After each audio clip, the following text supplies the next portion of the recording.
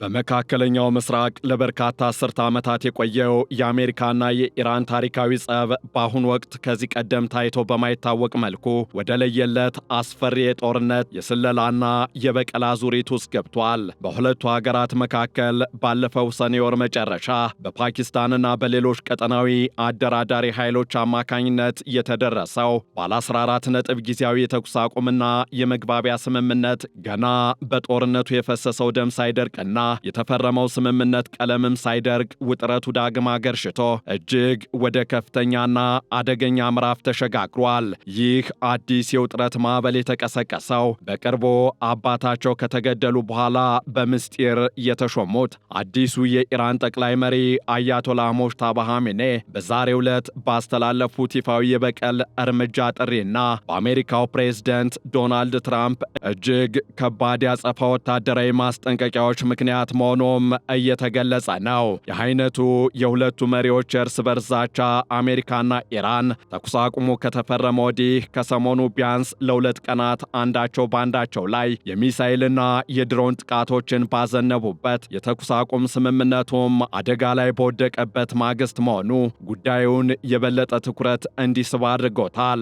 እናም የሁለቱ መሪዎች እርስ በርስ የሚለዋወጧቸው የጦርነት የጥፋትና የግድያ ዛቻዎች መላውን የመካከለኛው ምስራቅ ቀጠና ወደማይወጣው የታላቅ ቀውስ እሳት ውስጥ እየገፋው ይገኛል። በተለይም የኢራን ወግ አጥባቂ መሪዎች አሜሪካንና እስራኤልን ተጠያቂ በማድረግ የፕሬዝደንት ዶናልድ ትራምፕን ስም በቀዳሚነት በሞት መዝገብ ዝርዝራቸው ውስጥ ቁጥር 1 አድርገው ማስቀመጣቸው የተሰማ ሲሆን ዶናልድ ትራምፕ በበኩላቸው እኔን ለመግደል ቢሞክሩ የኢራንን ታሪካዊ ስልጣኔና አጠቃላይ ሁለንተና ሙሉ በሙሉ እንደሚያጠፉ መግለጻቸው ሁኔታውን እጅግ አሳሳቢም አስፈሪም አድርጎታል። በዕለቱ የዓለም አቀፍ ትንታኔ ዝግጅታችንም በዛሬው ዕለት የኢራኑ ሃይማኖታዊ ጠቅላይ መሪ አያቶላህ ሞጅተባ ኻሜኔ በዶናልድ ትራምፕ ላይ ያስተላለፉትን አዲስ የበቀል ጥሪ፣ በሌላ በኩል ደግሞ የአሜሪካው ፕሬዝደንት ዶናልድ ትራምፕ ከወደ ኢራን ለተሰሙት መሰል ዛቻዎች ያስተላለፉትን አስደንጋጭ መልእክት፣ የተደረሱ ስምምነቶች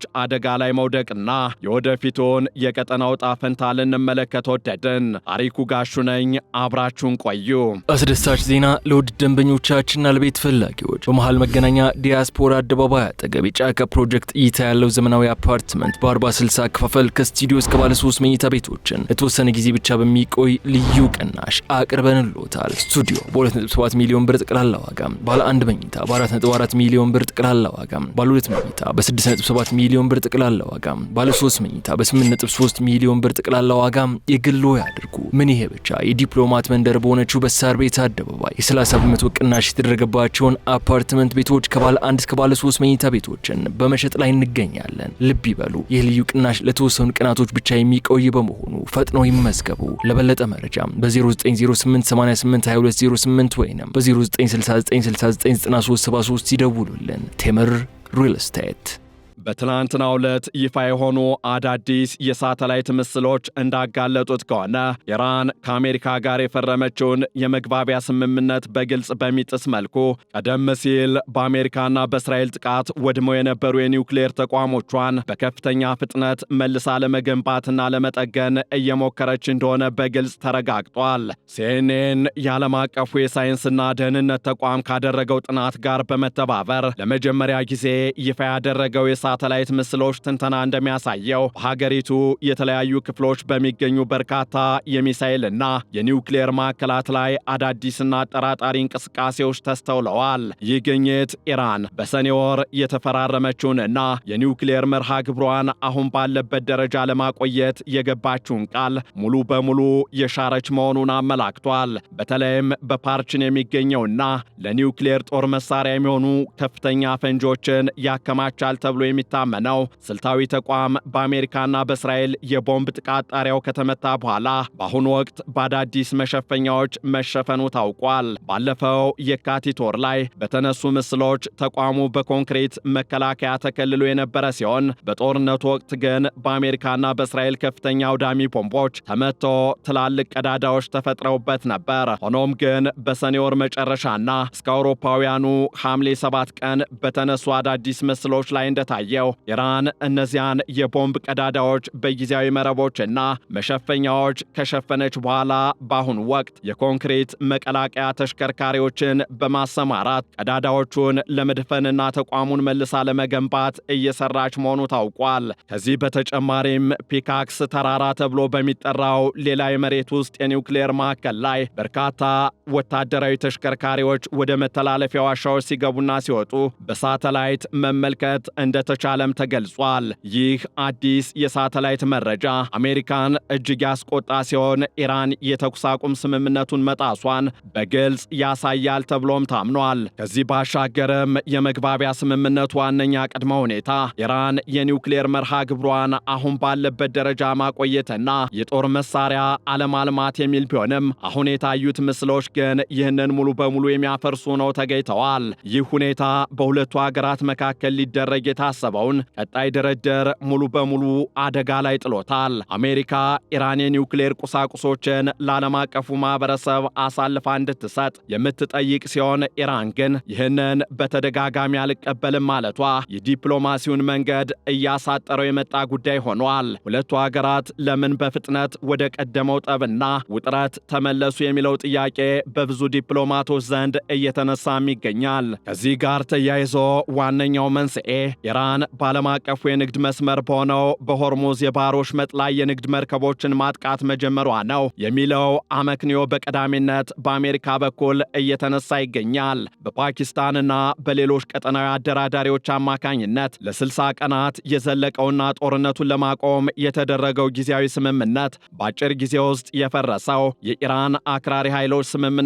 ለማበላሸት መርከቦች ላይ ጥቃት በመፈጸማቸው ነው የሚለው ሐሳብም በሰፊው እየተንሸራሸረ ይገኛል። የአሜሪካ ባለስልጣናት እንደሚሉት የኢራን ዲፕሎማቶች በሚስጥር ተሳስተናል፣ አክራሪ ቡድኖቻችን ድርድሩን ለማደናቀፍ ያደረጉት ነው፣ ንግግሩን ወይም ድርድሩን እንቀጥልበት ቢሉም በትራምፕ የሚመራው የአሜሪካ አስተዳደር ግን ይህንን ሰበብ እንዳልተቀበለው እየተገለጸ ነው። ኢራን የሆርሙዝ የባህር ወሽመጥ የኔ ብቻ ግዛት ነው፣ ማንኛውም መርከብ ክፍያ መክፈል አለበት በማለት ያነሳቸው አዲስ የይገባኛል ጥያቄ የዓለምን የነዳጅ ገበያ ዳግም ለአደጋ አጋልጦታል።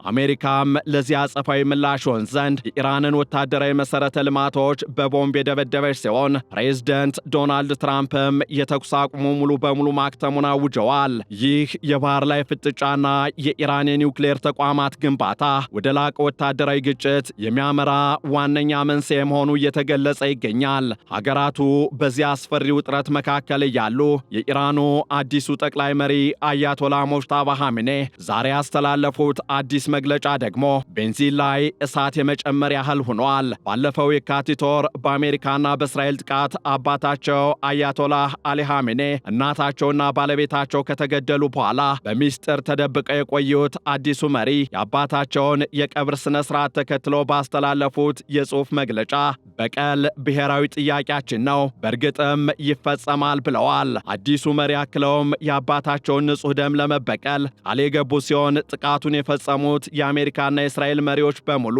ስማቸው የተመዘገበ መሆኑን እንዲሁም በደህንነት በያልጋቸው ላይ በሰላም እንደማያረጁ አስጠንቅቀዋል። በእርግጥ በኻሜኔ የቀብር ስነ ስርዓት ላይ በሺዎች የሚቆጠሩ ኢራናውያን ትራምፕ ሆይ እንገላለን የሚሉ መፎክሮችን እንዲሁም የትራምፕ ምስል ያለበትን ባነሮች ይዘው ወጥተዋል። ለዚህ ምላሽ የሰጡት ዶናልድ ትራምፕም በትስስር ገጻቸው ላይ ባሰፈሩት መልእክት በሺዎች የሚቆጠሩ ሚሳኤሎች ተዘጋጅተው ወደ ኢራን ተደቅነዋል። እኔን ለመግደል ከሞከሩ የአሜሪካ ወታደራዊ ኃይል ሁሉንም የኢራን አካባቢዎች ሙሉ በሙሉ ጠራርጎ ያጠፋል፣ ያወድማልን በማለት አስፈሪ ዛቻን ሰንዝረዋል። ዶናልድ ትራምፕ በቅርቡ በኔቶ ጉባኤ ላይ በሰጡት መግለጫ እኔ በኢራን የሞት ዝርዝር ውስጥ ቁጥር 1 ነኝ፣ ነገር ግን ይህንን ስራዬን በተሻለ ሁኔታ ከመስራት አያግደኝም በማለት በኢራን ኢላማ ውስጥ መግባታቸውን በይፋ አምነዋል። በሌላ በኩል ደግሞ የደህንነትና የጸረ ሽብርተኝነት ደህንነት ባለሙያዎች እንደሚናገሩት የኢራን መንግስት የተመጣጠነ ያጸፋ እርምጃ የመውሰድ ልማድ አለው። የቀድሞው የአሜሪካ የሀገር ውስጥ ደህንነት ምክትል ረዳት ጸሐፊ ቶም ዋሪክ እንደሚሉት ከሆነ ኢራን ከፍተኛ መሪያቸውን አሊ ሐምኔን የገደለችባትን አሜሪካን ለመበቀል ትራምፕን በቀዳሚነት ማነጣጠሯ የሚጠበቅና ወደፊትም የምትቀጥልበት ስትራቴጂ ነው።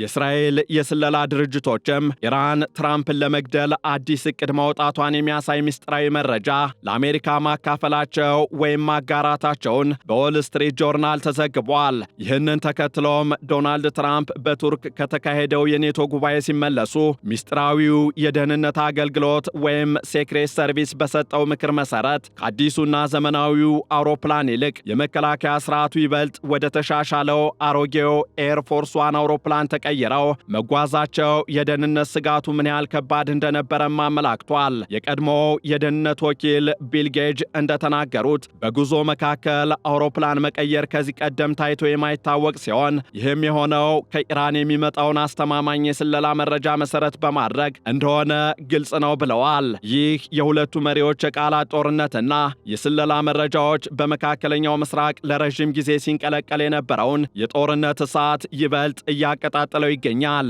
ይህ ፍጥጫ ቀጠናዊ ተጽዕኖ እጅግ ሰፊ መሆኑም እየተገለጸ ነው። በተለይም ኢራን በአሜሪካ ጥቃት ሳቢያ እንደ ባህሬን፣ ዮርዳኖስ፣ ኩዌትና ኳታር ያሉ የአረብ ሀገራትን ማጥቃት መጀመሯ ግጭቱን ወደ ቀጠናዊ ጦርነት ቀይሮታል። በሌላ በኩል ደግሞ የአሜሪካ ባለስልጣናት ለኢራን ዲፕሎማቶች የሰጡት ጊዜ እያለቀ መሆኑንና ስምምነት ላይ ካልተደረሰ የኢራን የኒውክሌር ተቋማት ከመሬት በታች ለዘላለም እንዲቀበሩ የሚያደርግ ወታደራዊ አማራጭ እንዳላቸው መግለጻቸው ሁኔታውን ይበልጥ አሳሳቢ ያደርገዋል።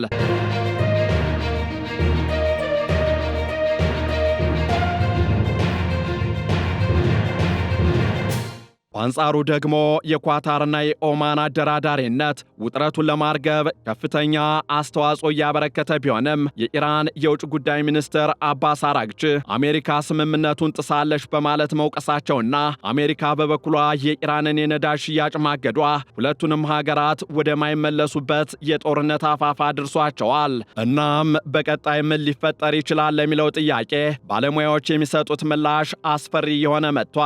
ኢራን የሆርሙዝን የባህር ወሽመጥ ሙሉ በሙሉ ለመቆጣጠር የምታደርገውን ሙከራ ካላቆመችና የኒውክሌር ስራዋን በሳተላይት ምስሎች እንደታየው መልሳ መገንባቷን ከቀጠለች አሜሪካና እስራኤል መጠነ ሰፊ አየር ጥቃት መጀመራቸው የማይቀር ይመስላል። በተመሳሳይ መልኩ የኢራን አክራሪዎች ወይም ሃርድ ላይነርስ በትራምፕ ላይ የሚያደርጉትን የግድያ ሙከራ ከቀጠሉ ድርጊቱ በሁለቱ ሀገራት መካከል ብቻ ሳይሆን መላውን ዓለም የሚነካ ታላቅ ቀውስን ይፈጥራል። እንዲያም ሆኖ በእነዚህ ሁሉ ታሪካዊ ክስተቶች ውስጥ የትራምፕ የድርድር ቡድን ያካተታቸው እንደ ምክትል ፕሬዝደንት ጄዲ ቫንስ፣ ልዩ መልእክተኛ ስቲቭ ዊትኮፍ፣ የውጭ ጉዳይ ሚኒስትር ማርኮ ሩቢዮና ከፍተኛ አማካሪ የሆኑት ጃሬድ ኩሽነር ያሉ ታዋቂ ባለስልጣናትና ግለሰቦች ከኢራን ጋር የሚደረገውን ዲፕሎማሲ ለመምራት ተመድበው የነበረ ቢሆንም አሁን የተፈጠረው የጋራ እምነት ማጣት ግን ሂደቱን እጅግ አስቸጋሪ አድርጎታል።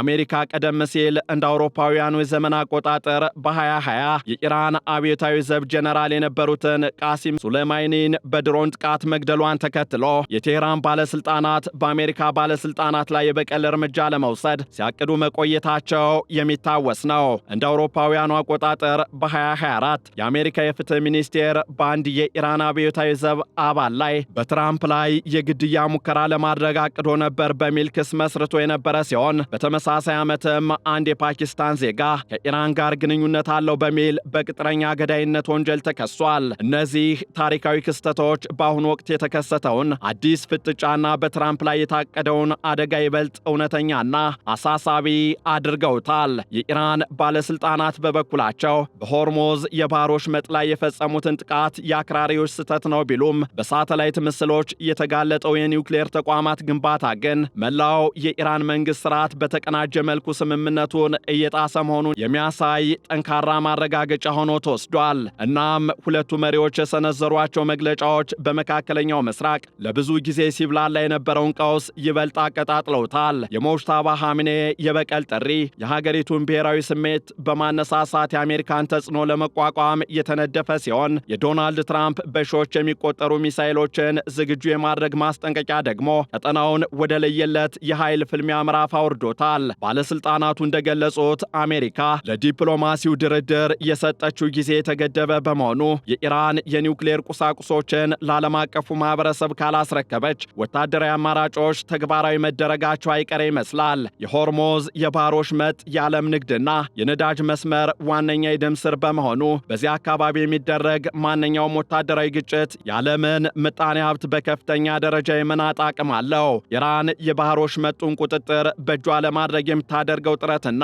በአረብ ሀገራት ላይ የሰነዘረችው ጥቃት አሜሪካን በቀጠናው ይበልጥ እጇን እንድታስገባ የሚያስገድዳ ሲሆን የደህንነት ባለሙያዎችም ሁኔታው በቀጣይ ቀናት ወደ አስፈሪ አጠቃላይ ጦርነት ሊያመራ እንደሚችል በከፍተኛ ስጋት እየተነበዩ ይገኛሉ። በአጠቃላይ በአሁኑ ወቅት በአሜሪካና በኢራን መካከል ያለው ግንኙነት ፍጹም አደገኛ በሆነ የውጥረት ደረጃ ላይ ይገኛል። አዲሱ የኢራን ጠቅላይ መሪ ሞጅታባ ኻሜኔ ያወጡት የዛሬው የበቀል መግለጫና የዶናልድ ትራምፕ ያጸፋ ዛቻዎች የዲፕሎማሲውን በር ያጠበቡት ይመስላሉ።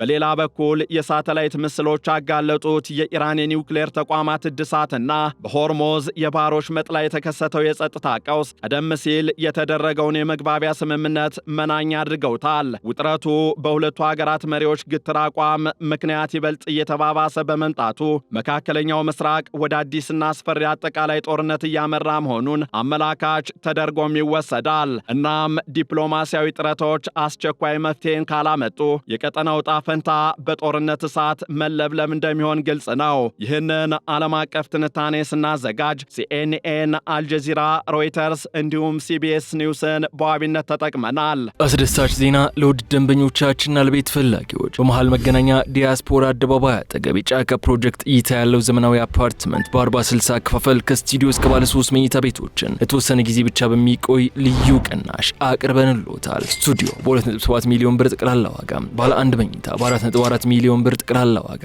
ባለ 2 መኝታ በ6.7 ሚሊዮን ብር ጠቅላላ ዋጋ፣ ባለ 3 መኝታ በ8.3 ሚሊዮን ብር ጠቅላላ ዋጋ የግሎ ያድርጉ። ምን ይሄ ብቻ! የዲፕሎማት መንደር በሆነችው በሳር ቤት አደባባይ የ30 በመቶ ቅናሽ የተደረገባቸውን አፓርትመንት ቤቶች ከባለ 1 እስከ ባለ 3 መኝታ ቤቶችን በመሸጥ ላይ እንገኛለን። ልብ ይበሉ፣ ይህ ልዩ ቅናሽ ለተወሰኑ ቀናቶች ብቻ የሚቆይ በመሆኑ ፈጥነው ይመዝገቡ። ለበለጠ መረጃ በ0908882208 ወይም በ0969699373 ይደውሉልን። ቴምር ሪል ስቴት